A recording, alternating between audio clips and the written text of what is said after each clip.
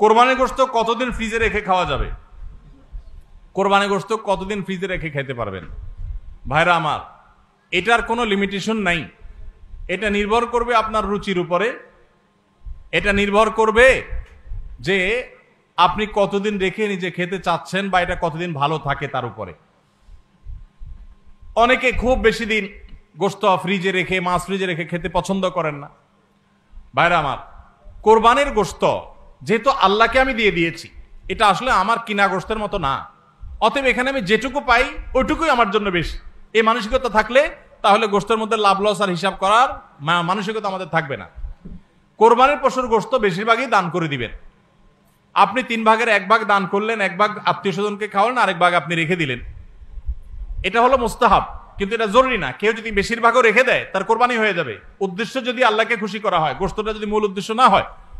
কারোর উদ্দেশ্য হতে পারে যে আমি রেখে দিয়ে পরে আস্তে আস্তে আল্লাহর হস্তে মানুষকে দিব, গরিব দুঃখীদেরকে রান্না করে খাওয়াবো, নিজেরাও খাবো, তো আলহামদুলিল্লাহ তিনি রাখতে পারেন। এটার কোনো লিমিটেশন নাই যে কোরবানি গোশত এতদিনে বেশি রাখা যায় না, এমন কোনো কথা নাই। কারণ ছাড়াই এই গ্রামের 3টি মসজিদে ঈদের জামাত অনুষ্ঠিত হয়, অথচ এই গ্রামে পূর্বে সবাই একত্রিত হয়ে ঈদগাহে সালাত আদায় করত। এ নিয়ে গ্রামের মানুষের মধ্যে বৈষম্য, মতপার্থক্য দেখা দেয়। ফলে গ্রামের মানুষ একে অন্যের উপর রাগ, ক্ষোভের সৃষ্টি হয়।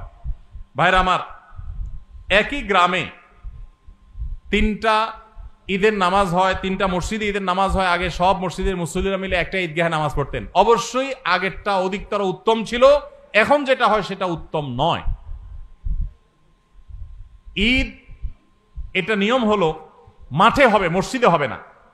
কোনো কারণ ছাড়া মসজিদে ঈদের নামাজ আদায় করা এটা সুন্নাহর খেলাফ, মাকরুহ। ভাইরা আমার, নবী করিম সাল্লাল্লাহু আলাইহি সাল্লাম ঈদের নামাজ পড়ার জন্য মাঠে বের হয়ে যেতেন।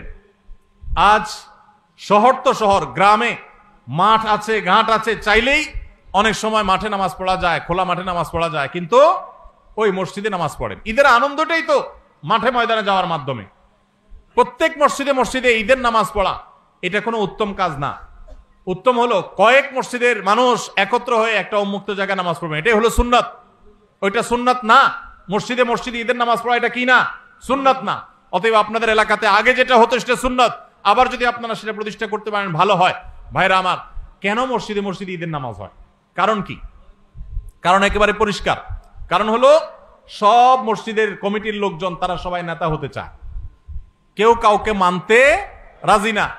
আরেক ঈদগাহে যদি যে নামাজ পড়ি তাহলে তো আমাদের ইজ্জত থাকবে না, তাহলে তো আমাদের সম্মান থাকবে না, মুখ থাকবে না। এই কারণে অনেকে দেখা যায় যে তারা নিজেরা সভাপতি, সেক্রেটারি, নিজেরা মোড়লগিরি, মাতবরগিরি করবে, এই জন্য নিজের মসজিদে জামাত শুরু করে দেয়। মোড়ল মাতবরগিরি করার যদি উদ্দেশ্য হয় তাহলে এটা কিসের ইবাদত? ইবাদত যদি নবী করিম সাল্লাল্লাহু আলাইহি সাল্লামের আনুগত্যের নাম হয় তাহলে আপনার মসজিদে নয়, বরং সেটা মাঠে হবে। প্রত্যেক মসজিদ মসজিদ না, কয়েক মসজিদের মানুষ মিলে ঈদের নামাজ হবে। দেখুন, ইসলামের নামাজের ব্যবস্থাপনাটা এত সুন্দর। 5 ওয়াক্ত নামাজ পাঞ্জেগানা মসজিদে হবে।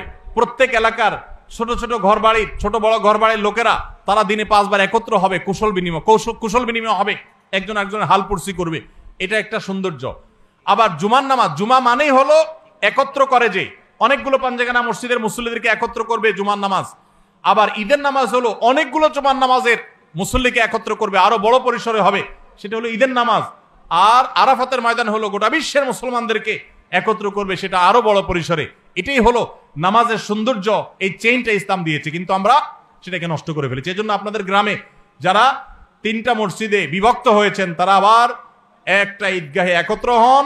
আল্লাহ আপনাদেরকে সুন্নতের উপর আসার তৌফিক দান করুন।